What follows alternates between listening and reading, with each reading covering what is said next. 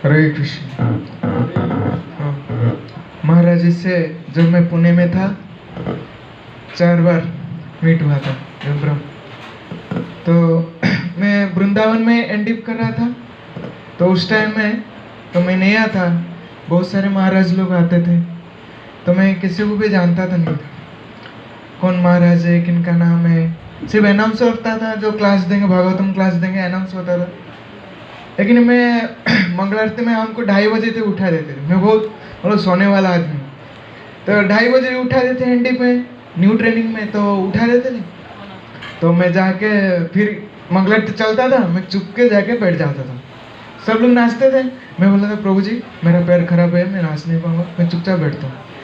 लेकिन सब लोग जिस दिन महाराज जी आरती करते हैं ना, वो आते थे, महाराज जी आते थे आरती करते थे, तो उस टाइम बहुत सुंदर कीर्तन होता। नहीं तो सब लोग ऐसे इधर प्रभुपाद के पास संसारता बना होता था, और मंदिर में विवाह भरी से होता था।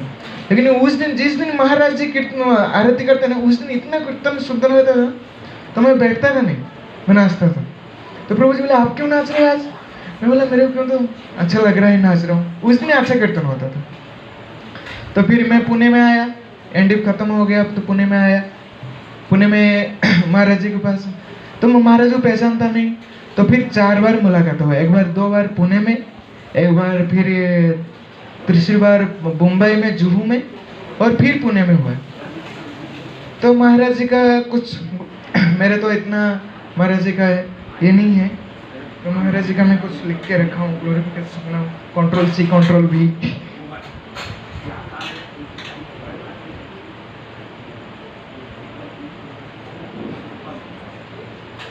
तो नवचंद्र स्वामी महाराज बोल रहे थे कि प्रभुपाद के टाइम में एक भक्त थे, तो मंदिर में बहुत मतलब बहुत इतना कंप्लेन था उनका। वो प्रेसिडेंट आके प्रभुपाद जी को बोलते थे कि देखिए प्रभुपाद ये ऐसे कर रहा है। तो प्रभुपाद बोले ठीक है, उनको रहने दीजिए। फिर एक बार आके बोले, फिर प्रभुपाद बोले रहने दीजिए। फिर वो भक्त बोले प्रभुपाद ही इज फॉलन। तो प्रभुपाद बोले my society is for fallen soul. तो इस टाइम में हम देखते हैं गुरु महाराज भी जितने बद्धजीवी होते हैं, जितने कोई भी बदमाश करता है कुछ भी हो, तो गुरु महाराज उनको लाके रख देते हैं। तो हम इधर देखते हैं जुगलेश्वर प्रभु, श्रीमान जुगलेश्वर प्रभु, आदिकेश्वर प्रभु, तो ऐसे ही सेम है।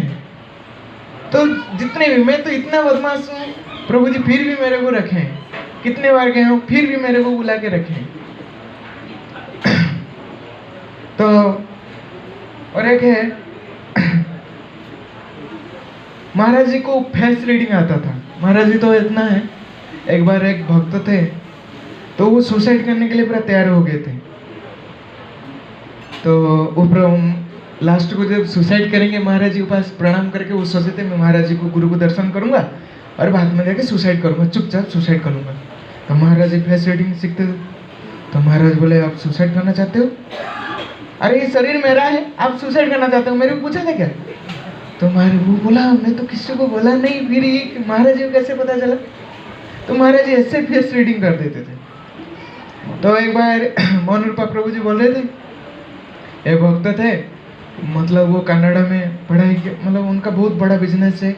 और राधा पार्थसारथी मंदिर जो आए, और उनका सब वाटर ये रहता है, क्या बोलते हैं उसको, वाटर जो पानी गिरता है, फाउंटेन। मेरे को इंग्लिश आता नहीं इतना। तो वाटर फाउंटेन देखे बोला कि इसको मैं बढ़ा दूंगा, गार्डन को थोड़ा सा एक्सटेंड कर दूंगा, वो वाला भी कर दूंगा। तो मोहन रूपा प्रभु खुशी हो गया, अरे इतना बड़ा आदमी ये सब बनने देगा, करोड़ करोड़ रुपए खर्चा करेगा। तो बहुत पैसा उनका वो प्रसाद भी दिया, और वो बोला भक्त लोगों से पासपोर्ट कुछ काम देने के लिए, भक्त लोग को, ब्रह्मचारी लोग को कुछ पासपोर्ट बनाने के लिए भक्त लोग से पैसा ले लिया। और वो जिस पैसा लेता था भक्त से, उस पैसा से फिर स्पॉन्सर करता था, भक्त लोग को प्रसाद देता था। तो मोहन रूपा प्रभु जी प्रसाद दे रहे, बहुत मतलब बड़ा आदमी होगा, रोज प्रसाद दे रहे मतलब।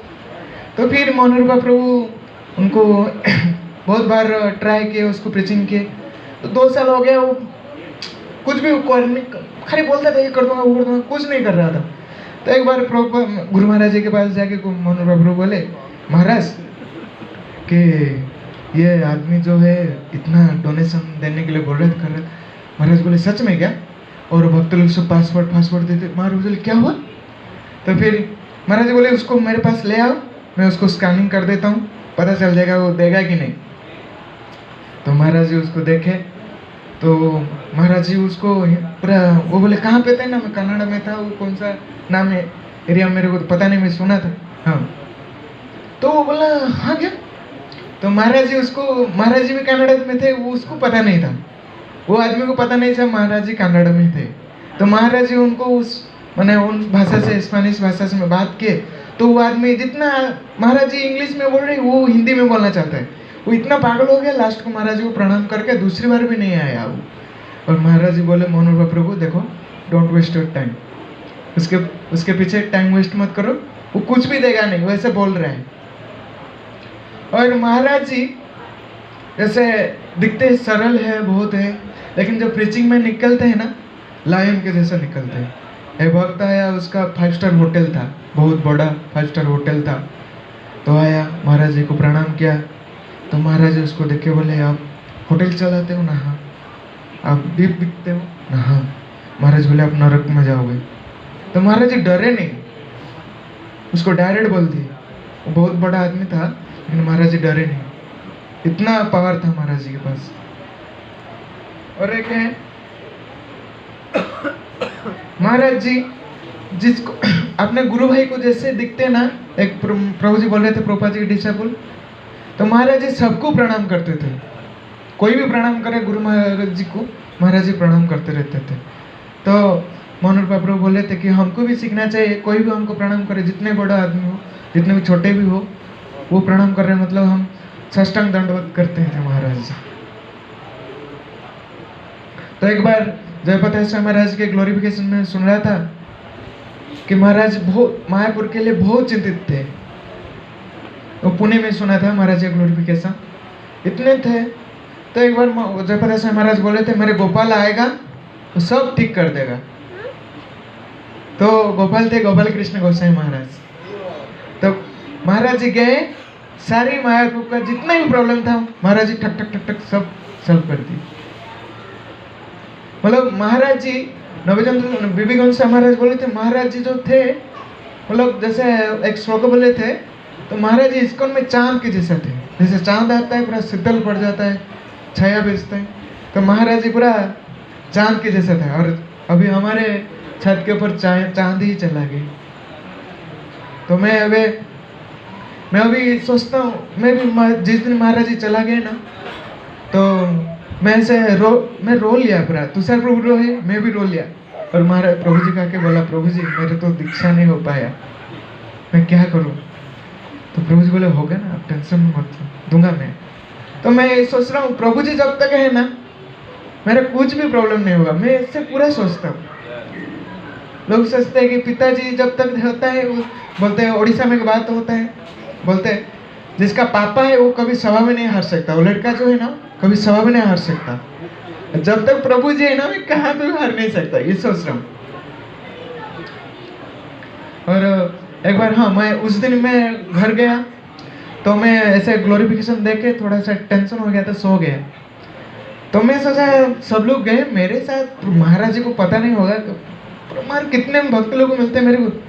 तो मैं ऐसे सोया था, सुलोचन प्रभु मेरे भाई का कॉल आया कि मैं उठा नहीं, बोला अरे वो कल करता रहता है, वो पूछता है क्यों बता कि नहीं गया, ऐसे डांटेगा, ट्रेन में कौन डांटेगा, अभी डांटना सुनेगा, ऐसे धूप हो रहा है उसका डांट कौन सुनेगा।